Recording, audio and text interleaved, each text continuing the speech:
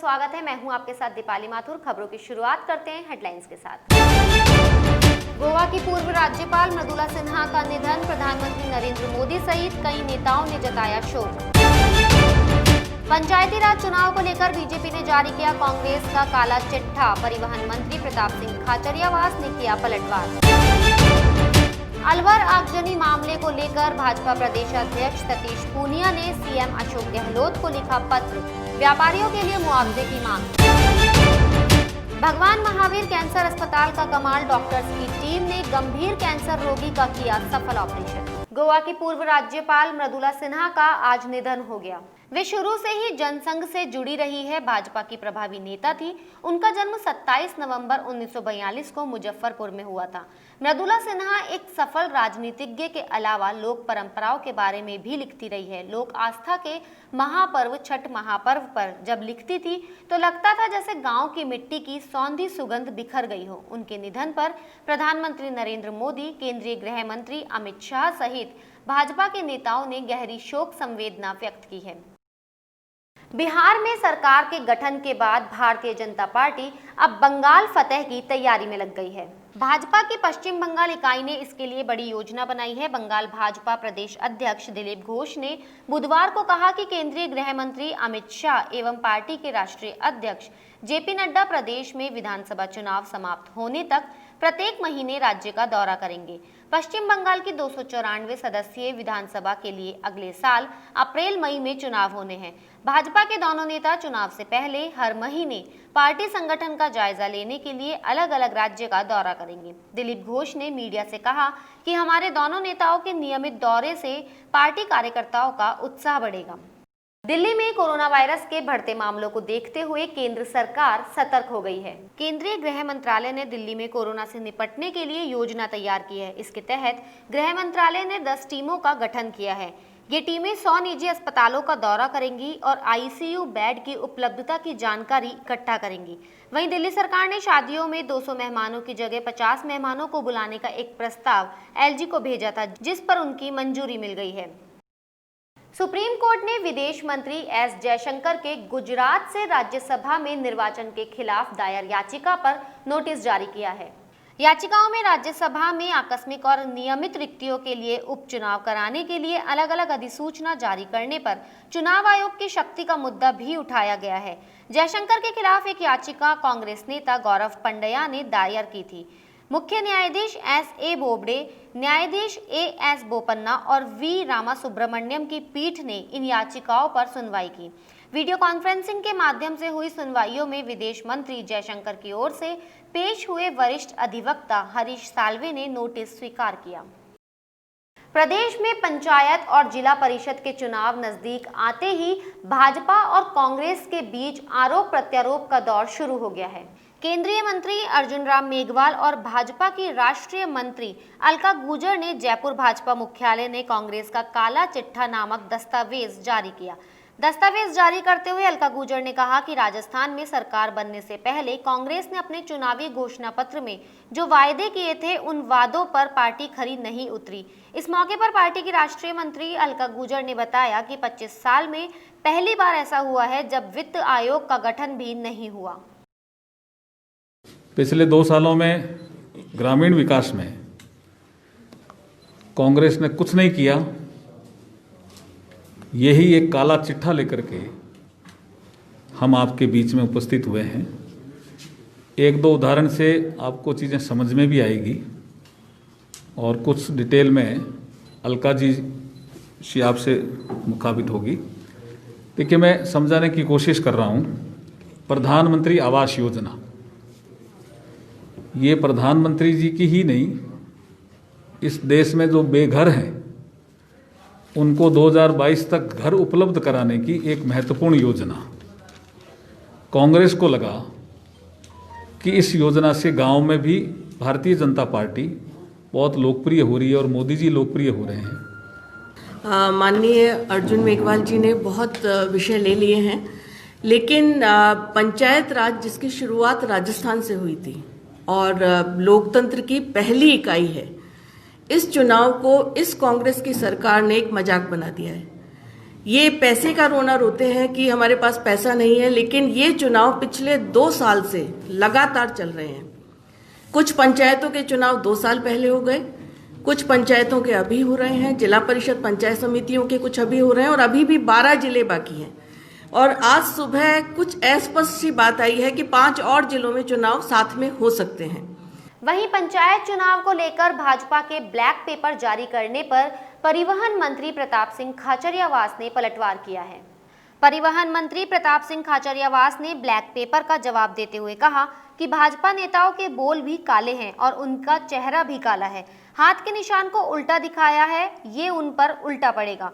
जो आरोप लगाए हैं वे सब झूठे आरोप हैं। केंद्र सरकार ने पंचायत राज के लिए कुछ भी नहीं किया, किसान को बर्बाद कर दिया। उपचुनाव को लेकर मंत्री प्रताप सिंह खाचरियावास ने कहा कि दोनों जगह कांग्रेस विजय होगी। आज इन्हीं की केंद्र सरकार के परिणाम में पेट्रोल डीजल इतना महंगा हो गया कि पूरी दुनिया में क्रूड ऑयल सस्ता हो रहा है, लेकिन केंद्र की बीजेपी की सरकार महंगा पेट्रोल डीजल हिंदुस्तान में बेच रही है।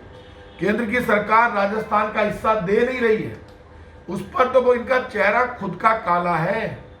आप मुझे बताइए, आज जो ब्लैक पेपर इन्होंने जारी किया उसमें हाथ के निशान को उल्टा दिखाया है। इसी हाथ के निशान ने बीजेपी के नेताओं के मुंह पर थप्पड़ मारा है।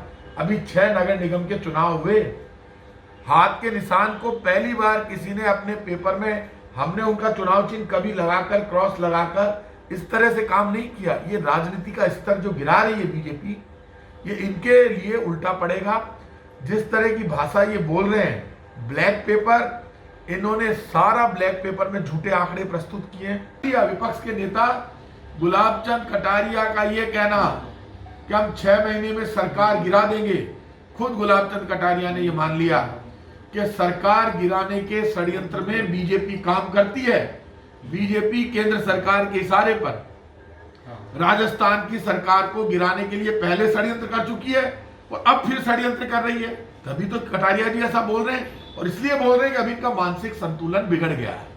ये जयपुर हार गए, कोटा हार गए, जोधपुर हार गए, 6 में से 4 निगम में हार गए।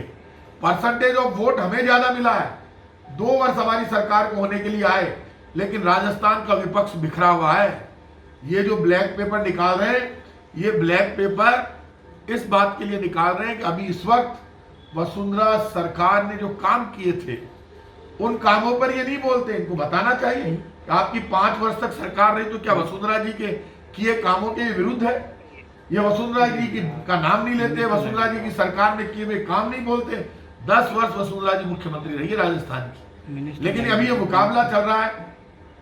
सतीश पूनिया जी, गुलाब चंद कटारिया जी, राजेंद्र राठौड़, अर्जुन मेघवाल, गजेंद्र सिंह शेखावत सब मिलकर एक यूनिटी खड़ी करके, और अभी इनका झगड़ा कांग्रेस की बजाय वसुंधरा जी से चल रहा है।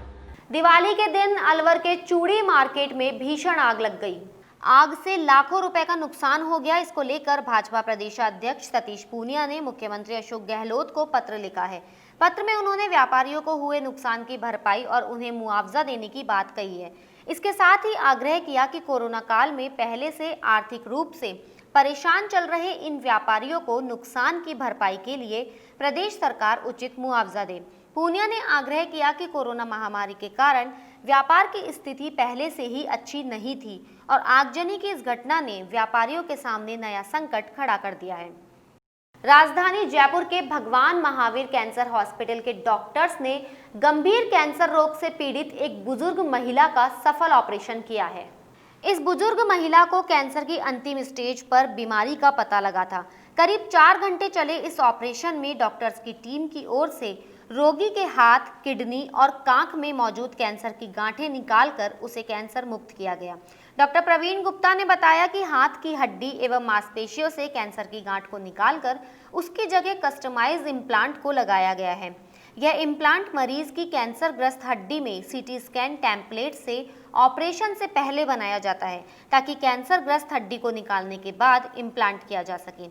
इससे ऑपरेशन के दौरान रक्तस्राव कम होता है और ऑपरेशन ज्यादा लंबा भी नहीं होता है। मेरा नाम समोद है। मेरे 1.5-2 महीने पहले बाएं बाजू में दर्द होने लगे, तो मैंने ऐसे सोची मेरे दर्द किस चीज़ का हो रहा है। डॉक्टर के पास आया तो डॉक्टर ने बोला आपको तो 3 गांठें है और डरना नहीं है। तो मैं तो घबराई तो नहीं, इसलिए मैंने सोची मैंने तो ऑपरेशन करवाना ही है। मैंने ऑपरेशन करवा लिया, मैं एकदम से ठीक हूँ और खूब अच्छी तरह से घूमती फिरती हूँ। खूब मेरा हाथ का बाजू काम कर रहा है अच्छा से। तीनों गांठों को डॉक्टर ने बोला एक ही साथ में आपका ऑपरेटर कर देंगे, तो मैंने डरा नहीं। मैंने एक ऑपरेशन ये कि मैं एकदम सही लग रही हूँ, मुझे तो सही लग रही है। मेरी बात मानो तो सभी इस चीज़ का इलाज कराओ, डरो मत। मेरा नाम संदीप है, ये मेरी माता जी है जिनका नाम समोद देवी है। हम झुंझुनू जिले के बड़वासी गांव के रहने वाले हैं। आज से 1.5 महीने पहले मेरी मम्मी को तकलीफ हुई थी। इनका हाथ में पेन वगैरह होता था, जो कि बाएं हाथ में पेन होता था, और उसके बाद ये हाथ फ्रैक्चर हो गया। और जब हमने वहाँ झुंझुनू में दिखाया तो उन्होंने एक्सरे वगैरह करने के बाद हमें ये बोला, तो जयपुर में डॉक्टर को रेफर किया। हम जयपुर में किसी दूसरे डॉक्टर के पास दिखाने आए जिनका नाम था प्रफुल्ल जी। उन्होंने सब जांचें वगैरह की और हमें यहाँ भगवान महावीर कैंसर हॉस्पिटल में प्रवीण गुप्ता सर से मिलने के लिए कहा। जब यहाँ डॉक्टर साहब के पास आए, उन्होंने इनकी जांच वगैरह की, बायोप्सी की। उसके बाद इनके कि ये राइट साइड आर्म में कैंसर होने की पुष्टि हुई। नमस्कार, मैं doctor Praveen Gupta, orthopaedic onco surgeon, Bhagwan Mahavir cancer hospital Jaipur. ये जो मरीज है, इसके हाथ की हड्डी में अचानक से फ्रैक्चर हुआ। प्रारंभिक जांचों से पता लगा कि ये एक कैंसर की गांठ थी जिसमें फ्रैक्चर हो गया। आगे की जांचों से ये निष्कर्ष निकला कि मरीज के जो दाहिनी किडनी है उसमें कैंसर की गांठ शुरू हुई, जो कि हाथ में और उसकी कांख की जो मांसपेशियां हैं उनमें वो गांठ फैल गई थी। इस तरह के कैंसर को हम स्टेज 4 कैंसर कंसिडर करते हैं। हमारी मेडिकल एक्सपर्ट टीम के ओपिनियन के बाद हमने ये निष्कर्ष निकाला कि इसमें हमें ऑपरेशन करना चाहिए। हमने एक मेटिकुलस टीम डिज़ाइन की। ऑपरेशन में कम से कम समय लगे, इसके लिए हमने उस मरीज़ की जो बाजू की हार्ट में फ्रैक्चर था, कैंसर की गांठ थी, उसके लिए हमने एक customised patient specific implant design करवाया। जो सूर्य उपासना का महापर्व डाला छठ महोत्सव आज से शुरू हो गया है।